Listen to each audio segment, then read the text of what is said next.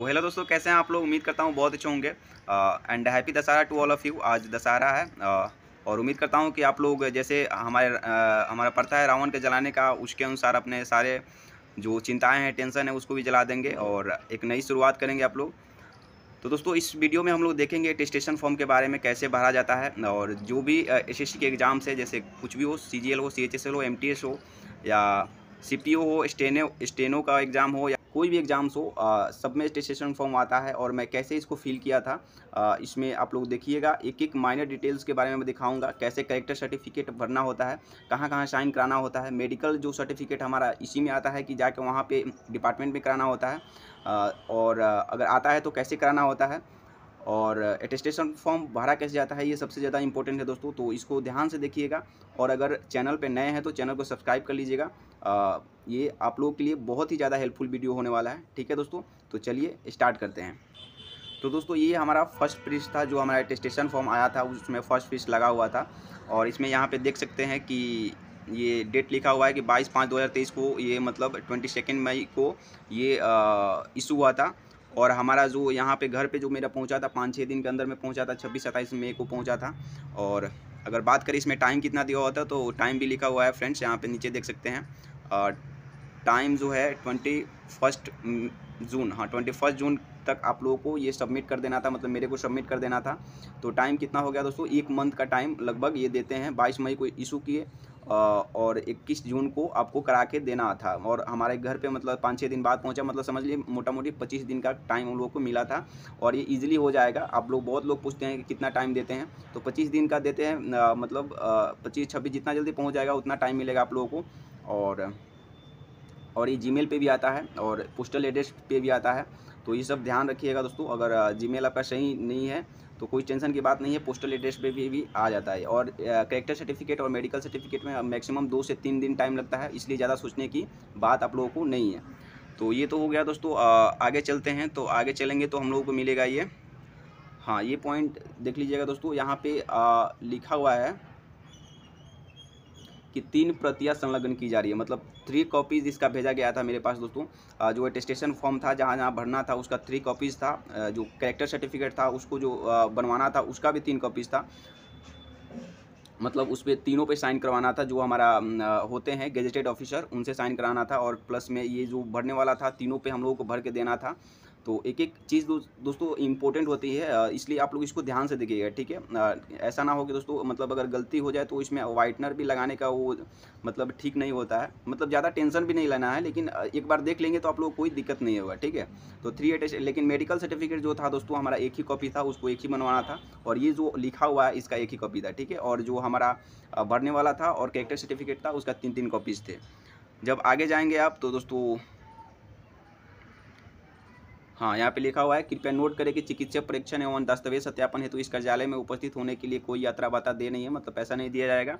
और यहाँ पे ये लिखा है दोस्तों, देख लीजिए। आप लोग बोलते हैं कि मतलब कि हमारा जो मेडिकल है कहाँ डिपार्टमेंट करवाएगा, कि हम लोग को जो सिविल हॉस्पिटल होता है डिस्ट्रिक्ट का, वहाँ पे होगा। तो यहाँ पे देखिए लिखा हुआ है, हमारा जो मेरा डिस्ट्रिक्ट था सारण, मुख्य चिकित्सा अधिकारी सुपरिटेंडेंट जिला सारण बिहार, मतलब प्रतिलिपि प्रेषित। मतलब ये जो कॉपी है, इसको जो ऐसा ही मतलब हमारे जो सिविल हॉस्पिटल है वहाँ पे सारण में, वहाँ पे भेजा गया है, ठीक है? मतलब कि आप वहाँ पे जाएंगे, मेडिकल हॉस्पिटल जो सिविल हॉस्पिटल उसमें जाएंगे तो वहाँ पे भी गया होगा, तभी वो आपका मेडिकल करेंगे, नहीं तो ऐसे नहीं करेंगे, ठीक है? तो ये भेज दिया जाता है सारे हॉस्पिटल में, जो आपका डिस्ट्रिक्ट का हॉस्पिटल होता है, ठीक है दोस्तों? तो ये हो गया। अब चलते हैं मेन चीज़ पे, अटेस्टेशन फॉर्म कैसे फिल किया जाता है। सारी चीज़ों को दोस्तों ध्यान से देखिएगा। अब चलेंगे दोस्तों, तो सबसे पहले यहाँ पे अटेस्टेशन फॉर्म है। अटेस्टेशन फॉर्म में आप लोग देखेंगे, ये दोस्तों कुछ ज़्यादा इंपॉर्टेंट नहीं है। वार्निंग लिखा हुआ है। ये वार्निंग में क्या है कि the furnishing of false information और suppression of any factual information in the attestation form would be an disqualification and is likely to render the candidate unfit for employment under the government. मतलब कोई भी जो information है दोस्तों, गलती इसमें गलत नहीं लिखना है, नहीं तो मतलब कि लायबल टू, मतलब जो आपका कैंडिडेट अनफिट हो जाएगा कोई भी गवर्नमेंट ऑफ इंडिया के जॉब के लिए। तो ऐसा लिखा गया है। और यहाँ पे आपका फ़ोटो लगाना था, जो 5x7 सेंटीमीटर का था, वैसे ही लगाना था। तो इसको ध्यान दीजिएगा, 5x7 सेंटीमीटर का फ़ोटो लगाना था, ठीक है दोस्तों? आगे चलेंगे तो आगे यहाँ पे देखिए, फर्स्ट नंबर पॉइंट यहाँ से इंपॉर्टेंट चीज़ स्टार्ट होता है दोस्तों, देखिएगा। First number point, name in full block letters, मतलब आपका जो नाम है, आपका डॉक्यूमेंट पे नाम है, जो आपने फॉर्म अप्लाई किया है वहाँ पे ब्लॉक लेटर्स में पूरा नाम लिखना है, ठीक है। फिर दोस्तों सेकंड नंबर पे है प्रेजेंट एड्रेस, ठीक है दोस्तों। प्रेजेंट एड्रेस जो आपका है अभी, वो डालना था, वो आपका कैपिटल में या स्मॉल में दोनों में लिख सकते हैं, कोई दिक्कत नहीं है। फिर आगे चलेंगे दोस्तों, थर्ड नंबर में आपका होम एड्रेस, जो प्रेजेंट एड्रेस होगा वही आपका होम एड्रेस होगा, मतलब कि जहाँ पे आप रहते हैं, अगर आपका एड्रेस चेंज है तो आगे आपको दिया गया है नीचे में कॉलम, उसको मैं बताऊंगा। अगर सेम है तो उसको ही आपको लिख दीजिएगा। और यहाँ पे क्या क्या लिखना है बताया गया है। विलेज पहले लिखना है, फिर थाना लिखना है, फिर डिस्ट्रिक्ट लिखना है, ठीक है। तो ये ध्यान रखिएगा। ये कॉमा दे के लिखिएगा, कॉमा मत छोड़िएगा, कॉमा छोड़ेंगे तो फिर वो समझ नहीं पाएंगे। फिर if originally A resident of Pakistan Bangladesh, तो इसमें दोस्तों कुछ नहीं लिखना है, आपको बस नॉट अप्लीकेबल लिख देना है, NA, ठीक है, नॉट अप्लीकेबल लिख दीजिएगा। और नेक्स्ट चलते हैं दोस्तों, ये फोर्थ नंबर पॉइंट जो है आपका बोल रहा है कि particular of places where you have resided for more than 1 year at a time during the preceding 5 year, मतलब पिछले 5 साल में अगर अपने जो परमानेंट एड्रेस है वहाँ से अलग 1 साल के भी लिए भी रहे हैं लगातार, तो उसको आपको देना है, उसका डिटेल देना है, ठीक है। तो अगर 1 साल रहे हैं, तो अगर 1 साल से कम रहे हैं तो नहीं दे सकते हैं, कोई दिक्कत नहीं है। तो फिर आप कहेंगे कि फिर सर मतलब कि हमारा ये कहाँ जाएगा, मतलब जो ये लेटर जाएगा कहाँ जाएगा, तो ज्वाइनिंग लेटर, तो इसमें कोई टेंशन की बात नहीं है दोस्तों, वहाँ पे भी जाएगा। तो आप अपना जो पोस्ट ऑफिस का जो है, पोस्ट ऑफिस का डाकिया है, वहाँ से आप लोग नंबर ले सकते हैं उनसे, और आप उनसे कांटेक्ट कर सकते हैं, कोई दिक्कत नहीं है, ठीक है। तो ये ऐसे बोल रहा है। फोर्थ नंबर कॉलम में आगे जाएंगे तो इसको भरने के लिए जगह दिया हुआ है, मतलब कि कब से कब तक आप रहे हैं वहाँ पे, फ्रॉम यहाँ पे डेट लिखना था, और टू जहाँ कहाँ तक रहे हैं, कितने दिन तक रहे हैं, मिनिमम 1 साल रहना चाहिए दोस्तों। और फिर रेसिडेंशियल एड्रेस इन फुल, मतलब जहाँ रहे हैं उसका एड्रेस देना है। और फिर उसका name of the district headquarter, जो डिस्ट्रिक्ट का हेडक्वार्टर है, और place mention in the preceding column, मतलब जो प्लेस में जहाँ पे रहते हैं उसका मेंशन करना, अगर रहे हैं तो, अगर नहीं रहे हैं तो हमेशा से अगर एक ही एड्रेस पर रह रहे हैं तो कोई दिक्कत नहीं है, ठीक है दोस्तों। फिर 5 नंबर पॉइंट में आपका जो है डिटेल देना है, नेम फिर से देना है, नाम लिखना है, फिर नेशनलिटी लिखना है, प्लेस ऑफ बर्थ लिखना है, यहाँ पे नहीं लिखना है दोस्तों, नीचे लिखना होता है नेम, यहाँ पे नेशनलिटी, फिर प्लेस ऑफ बर्थ, फिर ऑक्यूपेशन लिखना है आपका। इफ़ एम्प्लॉयड, मतलब अगर एम्प्लॉयड है तब लिखना है, नहीं तो छोड़ देना है, ठीक है दोस्तों। इस पर यहाँ पे देख लीजिएगा, ध्यान दीजिएगा। और दोस्तों इम्पोर्टेंट चीज़ ये है, जैसे बहुत लोग बोलेंगे कि सर मैं तो 1 साल से मतलब कम रहा हूँ, अगर 4-5 महीना से बाहर रह रहा हूँ, या 6 महीना से 7 महीना से 1 साल नहीं रहा हूँ, तो यहाँ पे दोस्तों आप प्रेजेंट पोस्टल एड्रेस लिख सकते हैं, ठीक है। जो आपका प्रेजेंट पोस्टल एड्रेस है, अगर चाहते हैं कि मेरा ज्वाइनिंग लेटर वहाँ पे पहुँचे, तो यहाँ पे लिख सकते हैं, कोई दिक्कत नहीं है। और फिर यहाँ पे जो है दोस्तों आप परमानेंट होम एड्रेस यहाँ पे डाल दीजिएगा, ठीक है, मतलब लिखा जाता है, ये ध्यान रखिएगा। अगर ऐसा आता है तो फॉर्मेट ऐसा ही फॉर्मेट आएगा मैक्सिमम, मतलब चांस है। फिर आगे चलेंगे दोस्तों, फादर नेम, ठीक है, यहाँ पे फादर नेम, फिर मदर, फिर ये अगर मैरिड है तो फिर ब्रदर और सिस्टर, मतलब ब्रदर का अगर है तो ब्रदर का डिटेल नाम लिख दीजिएगा, फिर सिस्टर है तो उनका नाम लिख दीजिएगा। अगर 2-3 है या ब्रदर 2-3 है तो उनका कॉमा दे के उनका नाम लिख दीजिएगा, ठीक है। और फिर यहाँ पे दोस्तों लिखा है information to be furnished with regard to sons and daughters in case they are studying living in foreign country, ठीक है, कि अगर फॉरेन कंट्री रह रहे हैं आपका सन्स या डॉटर, तो उसका डिटेल देना है। अगर नहीं रह रहे हैं तो नॉट अप्लीकेबल लिख के दोस्तों आगे बढ़ जाइएगा, ठीक है। फिर 6 नंबर पॉइंट में आपका नेशनलिटी लिखना था, तो नेशनलिटी इंडियन। और 7 नंबर पॉइंट में डेट ऑफ बर्थ और प्रेजेंट एज कितना हो रहा है उसको जोड़ लीजिएगा। जैसे कि प्रेजेंट एज आप कंक्लूड करिएगा तो मंथ, ईयर, फिर मंथ, फिर डेज, कितना डेज के हो रहे हैं, तो ऐसे आप लोग परसेंटेज लिख सकते हैं। और फिर एज एट मेट्रिकुलेशन, मतलब कि आपका जो मेट्रिकुलेशन के टाइम पे कितना एज था वो लिख दीजिएगा यहाँ पे, सॉरी दोस्तों, एज एट मेट्रिकुलेशन, जितना एज था आपका मेट्रिकुलेशन के टाइम पे वो लिख दीजिएगा। फिर 8 नंबर पॉइंट जो है दोस्तों, place of birth, district and state in which situated, मतलब कि आपका जो बर्थ था कौन सा जगह पे हुआ था, बर्थ डिस्ट्रिक्ट लिखना है, फिर स्टेट लिखना है, ठीक है। प्लेस ऑफ बर्थ में आप विलेज का नाम लिख सकते हैं, और डिस्ट्रिक्ट फिर स्टेट। फिर बी नंबर पॉइंट में district and state which you belong to, मतलब जो आपका डिस्ट्रिक्ट है और स्टेट है जहाँ से आप बिलोंग करते हैं उसका नाम लिखना है, इधर लिखना है दोस्तों, ठीक है। और नेक्स्ट आपका दोस्तों सी नंबर पॉइंट जो है आपका district and state to which your father originally belong. तो आपका फादर भी वहीं से बिलोंग करते होंगे, वहीं लिखिएगा जो है, ठीक है। 9th नंबर पॉइंट है दोस्तों योर रिलीजन। 9th का ए मतलब आप हिंदू है या मुस्लिम है या और कोई भी रिलीजन से बिलोंग करते हैं, यहाँ पे लिख दीजिएगा।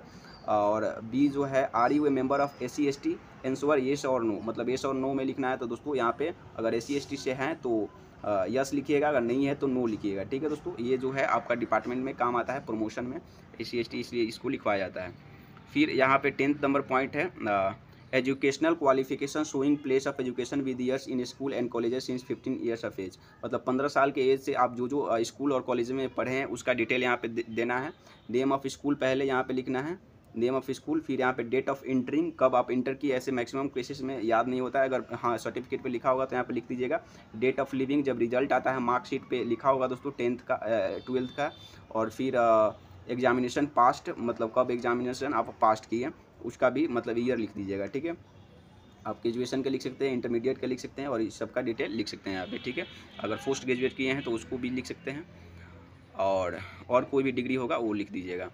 और फिर दोस्तों आगे है कि आर यू होल्डिंग और heavy any held appointment under central government. तो ये दोस्तों नॉट एप्लीकेबल यहाँ पे लिखिएगा, यहाँ पे कोई टेंशन नहीं है। फिर आगे चलेंगे दोस्तों, तो ये तो उसमें नॉट अप्लीकेबल लिख दिए तो यहाँ पे भरने की ज़रूरत नहीं है।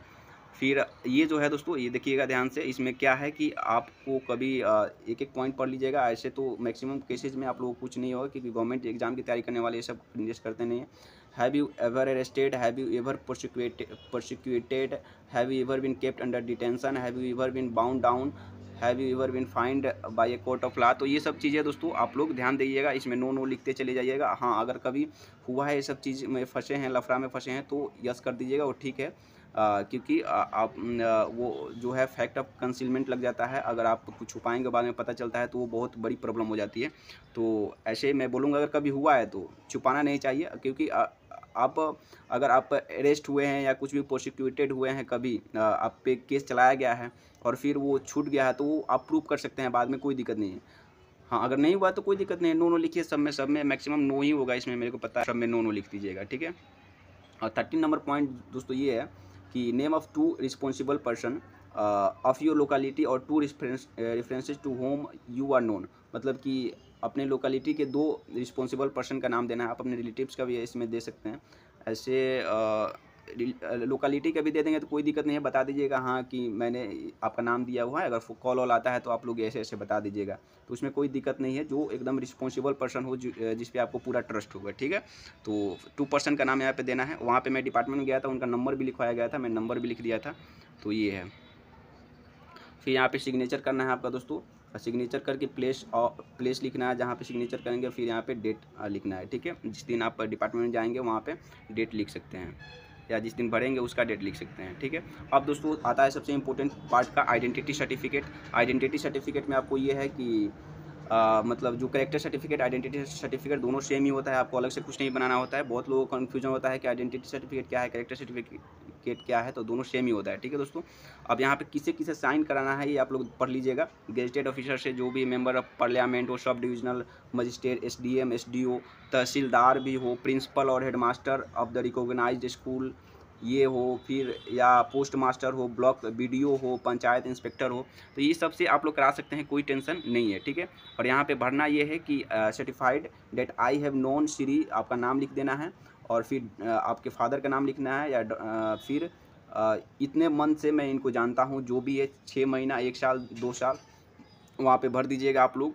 और and that best of my knowledge and belief believe that particular furnished are correct, ये भरने के बाद ये लिखा हुआ है। फिर वहाँ पे जो है सिग्नेचर जिनसे भी कराइएगा आप लोग हेडमास्टर से ही करा लीजिए, प्रिंसिपल के हेडमास्टर अगर आपकी जान पहचान के हो तो, और फिर उनका डिजिग्नेशन लिखवा लीजिएगा। हाँ गेजेटेड होना चाहिए, उनके पास मोहर और वो होना चाहिए, ठीक है। मोहर होगा और सिग्नेचर कर देंगे, कोई दिक्कत नहीं। फिर प्लेस और डेट, तो ये बन जाएगा। ऐसा 3 कॉपी होता है दोस्तों, तीनों पे करवा लीजिएगा, ठीक है, याद करके।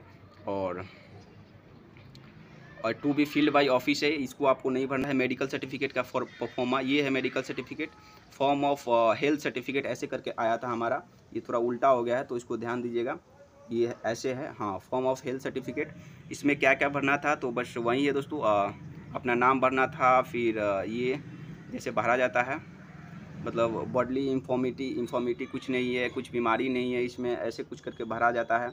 और फिर भरने के बाद और इसमें मैं दोस्तों मेडिकल कैसे होता है इसके लिए मैं एक वीडियो बनाऊंगा डिटेल में फिर से एक बार, क्योंकि बहुत सारे क्वारीज अभी आ रहे हैं जबकि मैं बना दिया हूँ पहले भी। तो ऐसे आप लोग जो देख लिए होंगे सही है, अगर नहीं देखे हैं तो आप लोग जाकर देख सकते हैं, कोई दिक्कत नहीं है, लेकिन फिर भी क्वारी जाती है, इसलिए सोचता हूँ दोस्तों बना ही दूँ बाद में।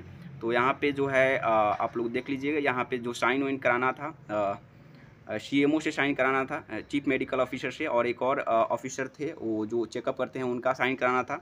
तो एक ये था दोस्तों, और अपने फैमिली का भी डिटेल, मतलब अगर आपके फैमिली में कोई जैसे इलनेस है किसी का तो वो भी डिटेल देना था।